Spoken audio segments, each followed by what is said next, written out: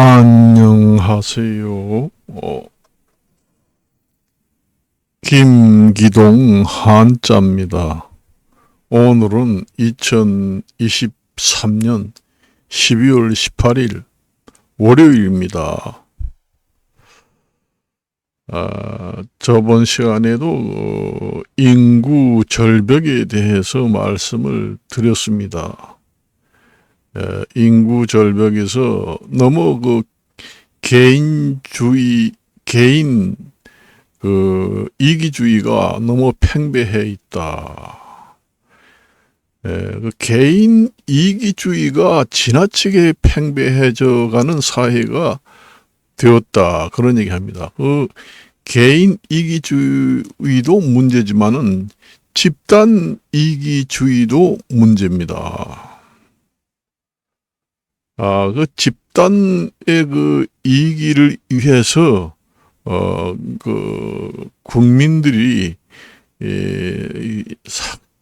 국민들 생활에 상당히 이익을 발생하는, 국민 생활에 상당히 문제점을 발생시킵니다.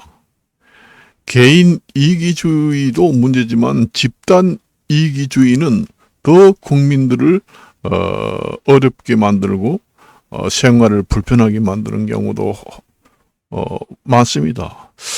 우리나라는 특히 좀 서로가 상생하는 그런 것이 좀 부족한 것 같습니다. 밥그릇 결국은 결론을 말씀드리자면은 밥그릇 챙기기입니다. 자기 집단의 밥그릇을 챙긴다. 자기 집단의 밥그릇을 챙기고 고수익을 올려서 집단에 있는 사람들만 행복하고 부귀영화를 누리면서 살겠다. 그런 얘기가 되는지 안 되는지는 모르겠습니다. 제가 너무 과격한 얘기인 줄은 모르지만은 이해를 하고 들으세요. 그래요. 지금의 우리가 집단이라는 게 여러 가지가 있잖아요. 우리나라 같은 경우에는 의사가 너무 부족해가지고 증원을 많이 해야 됩니다. 대대적으로. 그래가지고 의사가 많이 배출돼가지고 병원이 너무 많아가지고 자유 경쟁 체제가 아주 확대가 많이 돼가지고 병원이 사방이 지천이다 할 정도로 의료 시설 기관들이 많아야 합니다. 모든 것이 마찬가지잖아요. 자유 경쟁 체제에서는 정원제라든가 인원제라든가 이런 걸 제한을 두어서는 자유민주국가가 아닙니다. 엄격히 따지면은 안 그래요? 자유민주주의 사회라는 것은 모든 것을 개방하고 서로 선의의 좋은 경쟁 사회로 집단이든 개인이든 가는 것이 원칙입니다. 원래 안 그래요? 그렇습니다. 저번 시간에도 제가 변호사 로컬 제도도 결국은 밥그릇 싸움으로 제도가 완전히 사법고시 제도가 로스쿨 제도로 바꿨잖아요. 그런 것도 밥그릇 싸움이다. 그러니까 너무 지천으로 변호사들이 많이 배출되게 되면은 빌어먹는 직업으로 변질될 확률이 높기 때문에 인원 제한을 해서 집단 이기주의로 간다는 얘기죠. 우리나라 같은 경우에는 의사들이 외국에 비교하면은 국민 1인당 의사야 정원수가 엄청나게 부족합니다. 그러니까 지금의 병원이 없어가지고 국민들 의료 진료 받을 수 없는 비상사태가 발생하는 겁니다. 유튜브를 여러분들이 보면서 이런 이야기를 하는 사람이 봤습니까? 사실상 저도 노인이지만은 병원에 가려고 해도 병원이 문턱이 너무 높고 병원이 없어가지고 가지를 못해요. 전부 다 그 좋은 병원은 서울에 집중되어 있고 병원에 또 서울 3차 좋은 병원에 가려면은 의뢰서를 작성해 가지고 오느라 그렇습니다. 너무 우리나라는 다른 나라하고 비교해서 그렇지만 너무 집단 이기주의가 심하지 않는가. 또 인구 절벽에 대해서 아이를 낳지 않는 것도 개인 이기주의도 너무 많지 않은가. 최소한의 국민들이 2명 이상 아이를 낳아라. 그래서 어떤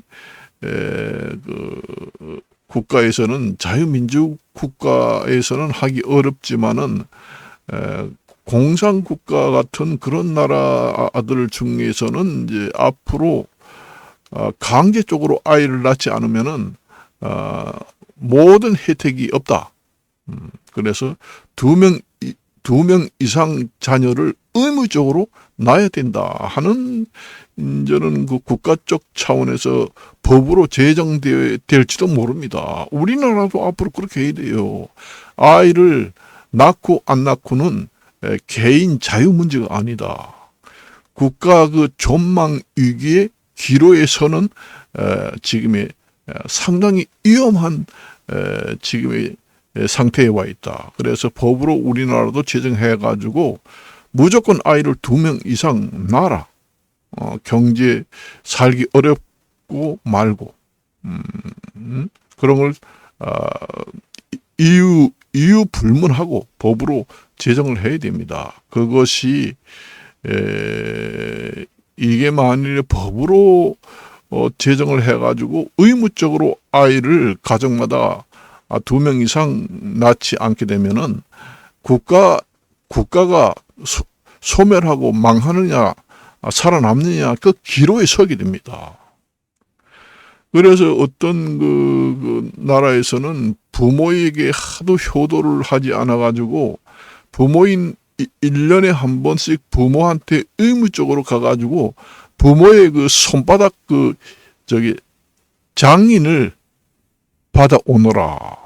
그런 법조항도 새로 신설돼가지고 시행하는 국가도 있습니다. 얼마나 1년, 2년 가도 부모 한 번 찾아보지 않는 불효자도 점점 늘어나가지고 개인 이기주의가 너무 팽배해가지고 전 세계적으로 문제가 되고 또 인구 절벽도 결국은 이거 본인 자유에 맡길 수 없다. 이거는 그런 시대가 올 수도 있습니다.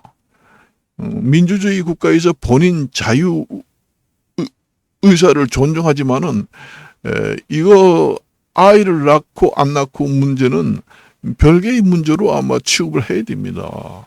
의무적으로 아이를 2명씩 낳지 않으면은 사회에서 불이익을 준다 하는 조항. 그리고 집단 이익주의 문제. 우리 내가 어느 단체라고 하지 않지만 요즘에 이슈가 되는 상당히 쟁점이 되고 있는 단체들의 시위 이런 게 많이 일어나잖아요. 집단 이기주의입니다. 완전히 밥그릇입니다. 너무 단체에서 많은 정원수가 배출되게 되면은 나중에 빌어먹는 직업으로 이제 추락하게 된다 해서 정원을 더 이상 많이 배출하지 말자.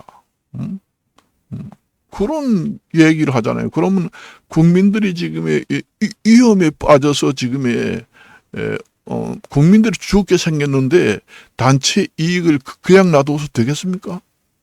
안 됩니다. 그거는. 여러분들이 느끼잖아요. 내가 일일이 어디라고 얘기를 하지 않아도. 몇 군데만 그런 게 아니라 집단 이기주의가 그렇게 심해요. 집단 카르텔이 형성돼 가지고 지금의 저번에도 얘기했지만은 그 택시 같은 경우에도 택시를 타면 운전기사들이 완전히 그 폭로합니다. 너무 그 독과점으로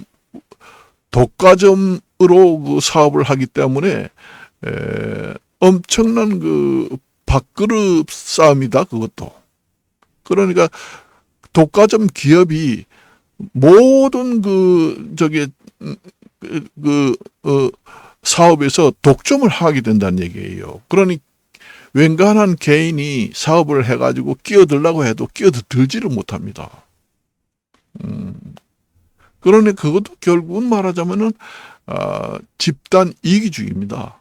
그러니까 사업을 하면서 독과점을 하기 위해서 어떠한 다른 사람이 이 사업에 침범을 못하도록 강력하게 밀어내는 그런 것도 이제 집단 이기주의예요. 그런 것도. 그래서 독과점 사업을 하는 기업들은 선량한 그 소규모 영세 사업자가 새로운 사업을 하려고 해도 도저히 경쟁 상대가 안 되기 때문에 사업을 시작할 엄두를 내지 못한다. 그러니 하잖아요. 택시 기사들 얘기 들어봐요. 정말로 잘 나가는 그 콜 이런 택시 센터 이런 데도 가입을 하지 않으면은 택시 그 사업을 못 한다고 합니다. 울며 겨자 먹고로 수수료를 많이 내고 택시 사업을 해요. 그래서 거기에 가입하지 않는 택시 기사들은 아예 그 콜도 잘 안 들어오고 사업도 잘 안 된답니다. 그것도 집단 이기주의입니다. 그 집단 이기주의. 그래서 독과점 사업도 집단 이기주의입니다. 완전히 공동 카르텔 형성을 이익을 해서 집단 이익을 추구하는 완전히 집단 그 이기주의에 해당됩니다. 그것도 독과점 사업을 하는 것도 그 독과점을 좀 파헤쳐 가지고 좀 영세업자들이 사업을 동등한 입장에서 사업을 할 수 있도록 그러니까 선량한 그 경쟁이 선의의 경쟁이 될 수 있도록 하는 것이 자유시장 경제의 기본 원리에도 부합하는 일인데 우리가 또 그런 것도 있지만은 집단 이기주의가 있잖아요. 그 한때는 그 공인중개사도 그런 얘기 했습니다. 공인중개사도 너무 많은 배출이 사람들이 너무 공인중개사 자격증 딴 사람이 너무 많이 배출이 되니까 그 절대평가에서 상대평가를 해가지고 1년에 그 딱 정원을 봐가지고 공인중개사 자격증을 가지고 있는 사람이 죽었을 때 만일에 이제 예를 들어 10만 명이다. 전국적으로 10만 명이다 그러면은 10만 명에서 1만 명이 죽었다. 그러면 이제 1만 명을 더 충원하는 그런 식으로 정원제를 해가지고 시험을 치료해야 한다. 그 주장을 했습니다. 그것도 이제 결국은 집단 이기주의에서 그 발상된 이야기입니다. 그러니까 공인중개사도 너무 자격증을 남발해가지고 많이 배출이 되면은 빌어먹는 직업이 된다. 그러니까 공인중개사를 너무 많이 뽑지 말고 정원제로 경연시험제 아니면 2년에 한 번씩 3년에 한 번씩 경연시험제를 해가지고 정원제를 뽑아라. 전국의 공인중개사 10만 명만 유지를 하겠다. 예를 들어서 10만 명만 유지를 하겠다. 그래서 공인중개사 자격증 가지고 있는 사람이 10만 명이었는데 1만 명이 죽었다. 늙어서 죽든지 아니면 무슨 일로 줄었다. 그러면 이제 1만 명을 이제 상대평가를 해가지고 고득점 순으로 커트라인을 잘라서 충원을 하도록 그렇게 해달라. 한때는 그런 그 공인중개사 협회에서 얘기가 나왔습니다.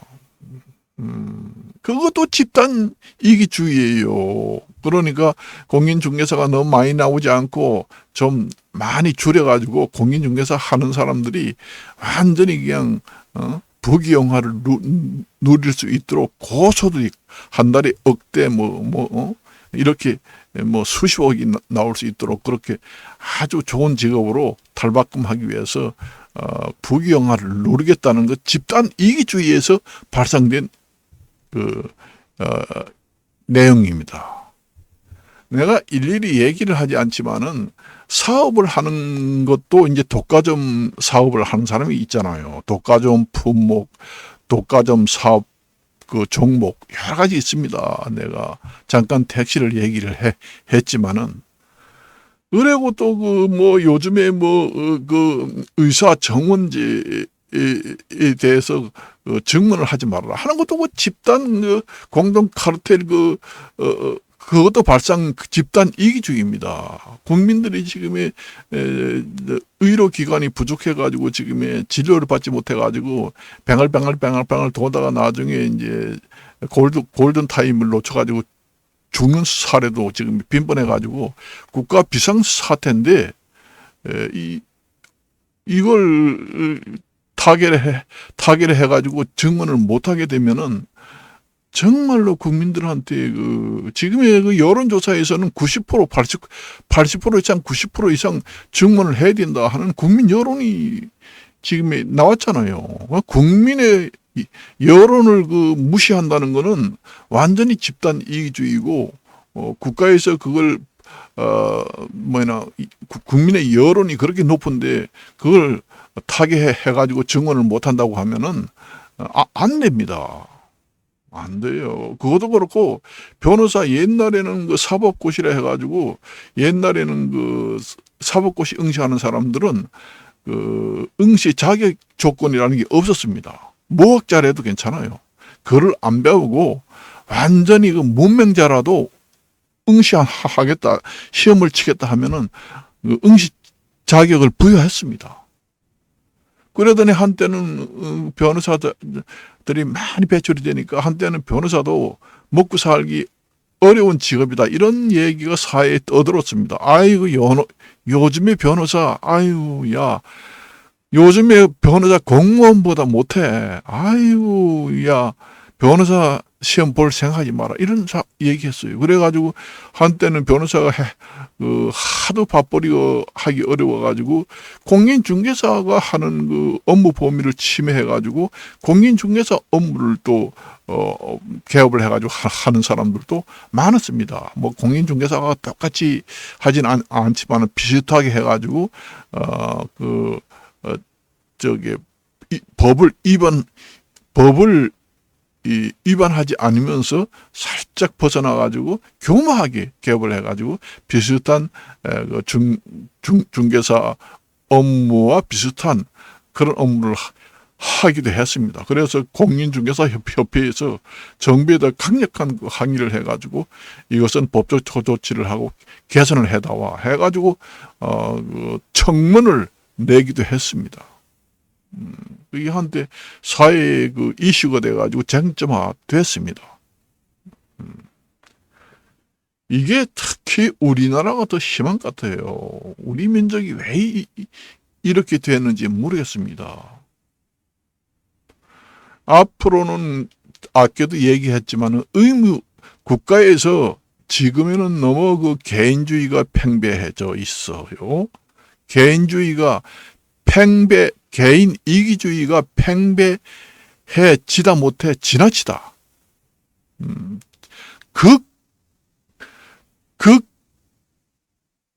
개인 이기주의다. 단체 이기주의다.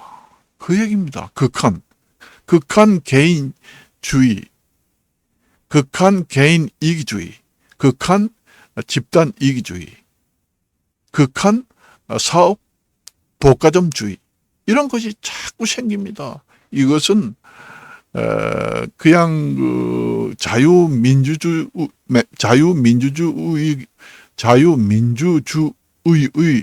근본 이념을 그대로 따라서 우리가 그 민주주의 기본 이념을 그대로 인용을 해서 민주주의 국가를 운영하다 보면은 이게 아마 크게 잘못된 그 불행한 일이 생길 겁니다.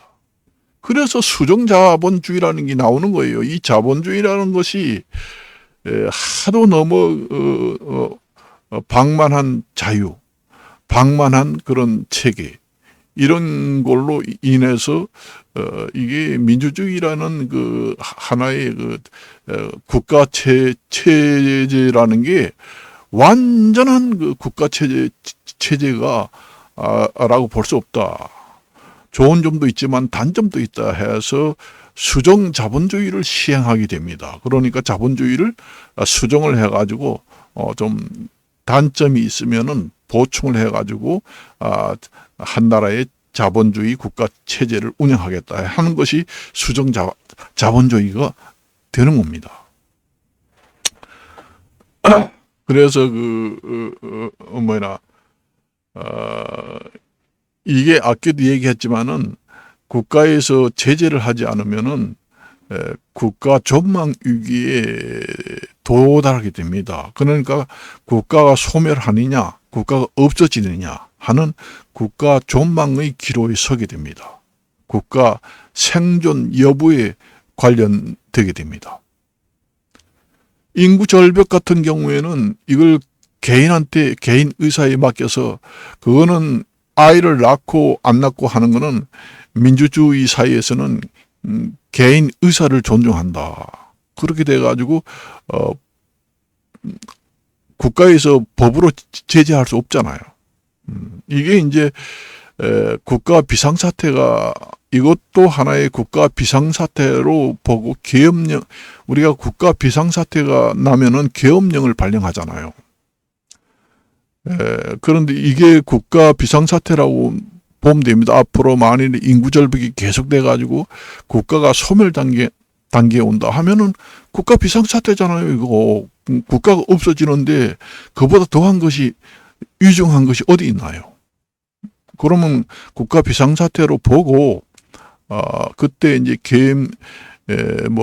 국가의 이제 법 체제를 정비해서 법으로 만들어서 이제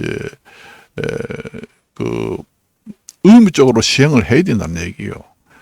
그 집단 이익주의도 그렇고 이제 그 인구 절벽도 그렇고 그다음에 독과점 사업도 그렇고 모든 집단 이익주의, 그다음에 개인 이익주의도 지금에는 그냥 본인 의사를 존중해가지고 그냥 자의에 의해서 그냥 방만하게 놔두기는 지금에는 시기적으로 엄중한 시기다.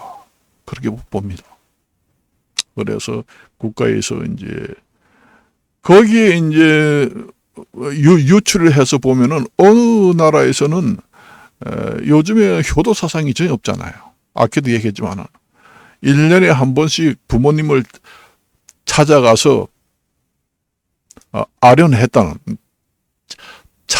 부모님을 1년에 한 번씩 가서 찾아보고 했다는 증거를 가져오느라, 그 인증, 손도장을 가져오든지 무슨 증서를 가져오느라 가져와야 보너스를 주든지, 아니면은 갔다 오지 않은 사람은 역차별을 해서 불이익을 주든지, 갔다 오면은 보너스를 주고, 안 갔다 온 사람은 불이익을 주고, 그러니 갔다 온 사람은 이익을 더 챙겨서 주고, 안 갔다 온 사람은 불이익을 준다는 얘기입니다. 보너스를 안 주고 인사상 불이익을 주고, 그렇게 하는 사람이 있습니다.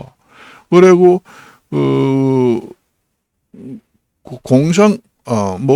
다른 나라에서는 아이도 법으로 통제합니다.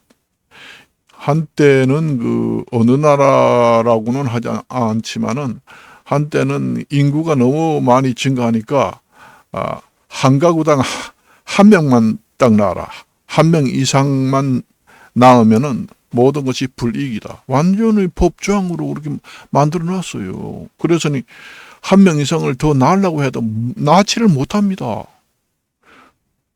여러분들도 그 보도를 통해서 보잖아요. 제가 지어서 만들어서 가짜 뉴스를 가짜 투브를 이렇게 얘기하는 게 아니잖아요.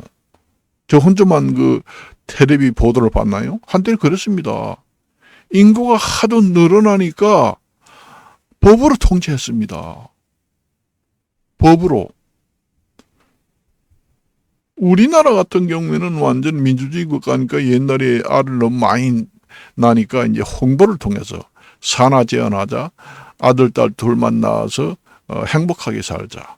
아이들 많이 낳으면은 밥 벌어 먹지 못하고 거러지가 된다. 뭐 이런 옛날에 제가 이제 어릴 때 1940년대, 50년대, 60년대는 가족계획 그 홍보 방송을 했습니다. 그때는.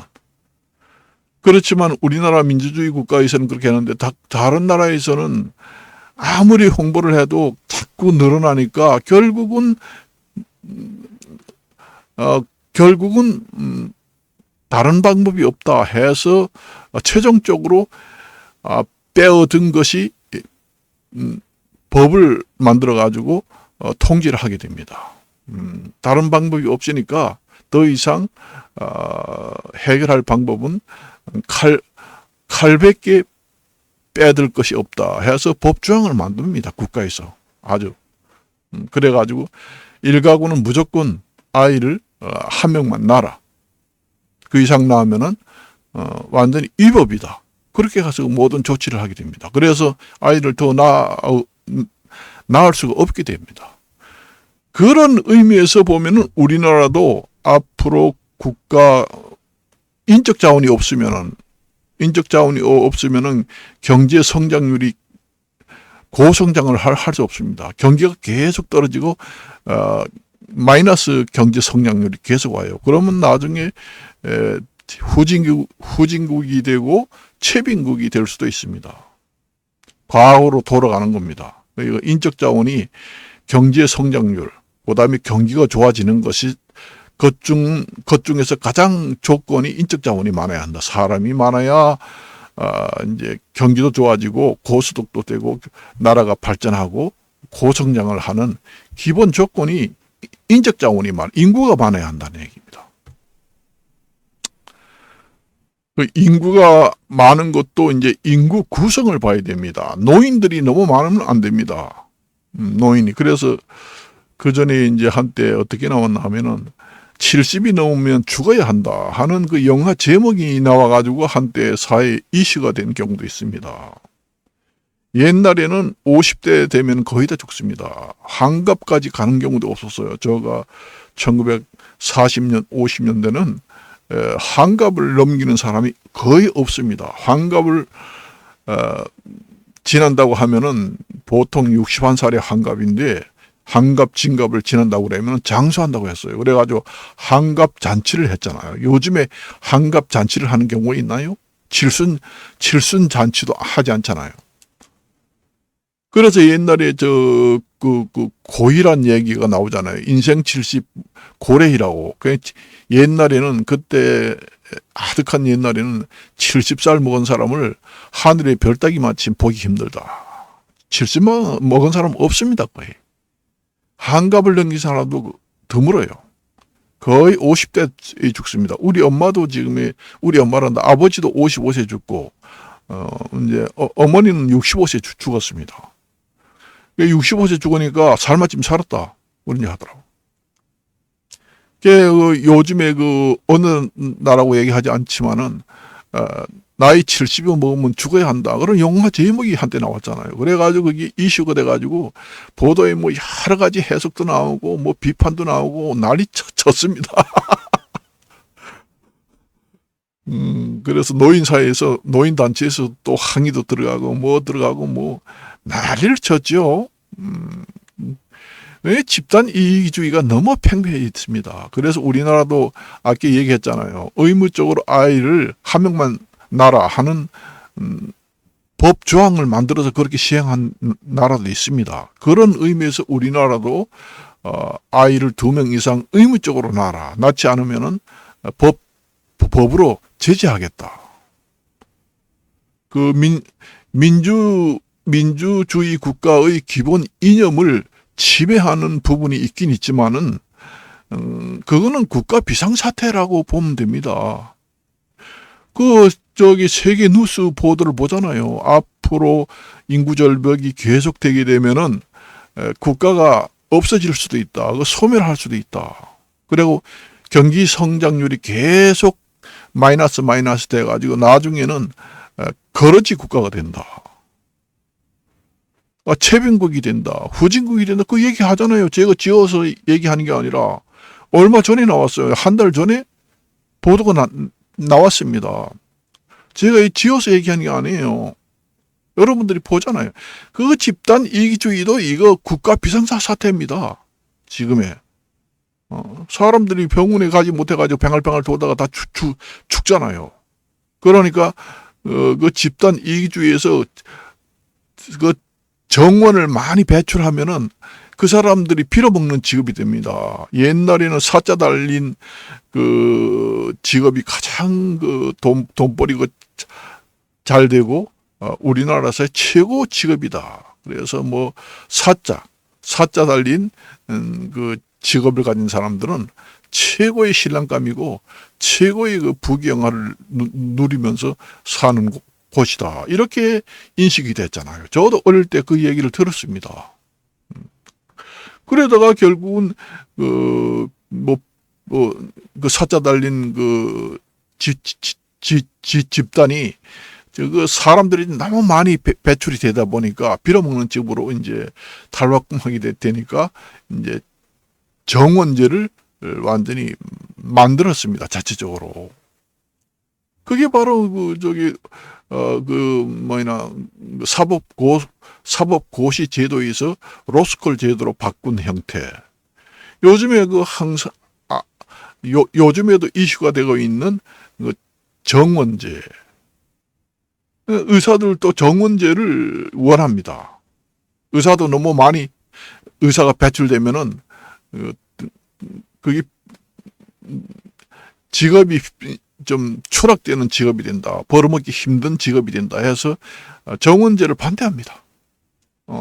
증원, 그런 의사를 많이 뽑는 것을 많이 배출하는 걸 싫어해요. 그게 집단 이기주의가 팽배했다는 얘기예요. 집단 이기주의만 팽배한 것이 아니라 개인 이기주의도 팽배해요. 알을 낳지 않는 것도 개인주의입니다. 개인주의. 집단주의, 개인주의가 너무 극한 상황까지 갔다. 그래서 이제는 국가 비상사태다. 국가 비상사태가 되면은 계엄령이라는 게 법조항이 있잖아요. 거기에 준해서 법을 제정해 가지고 법적으로 법적 조치를 해 가지고 이행을 하도록 해야 한다. 그 얘기입니다. 국가 비상사태가 군사 쪽으로만 생기는 것이 아니잖아요. 국가가 지금 서이게 되면은 그게 더 위험한 국가 비상사태가 되는 겁니다. 그럼 그 계엄령에 준하는 법을 법적 제도를 법조항을 만들어서 그대로 시행을 해야 됩니다. 의무적으로. 그러니까 1가구당 아이는 2명, 3명 무조건은 낳아야 한다. 낳지 않으면 법적 조치를 하겠다. 이렇게 해야 됩니다. 아예 정말로 어떻게 하다 보니 이렇게까지 얘기가 나오고 이렇게까지 되나.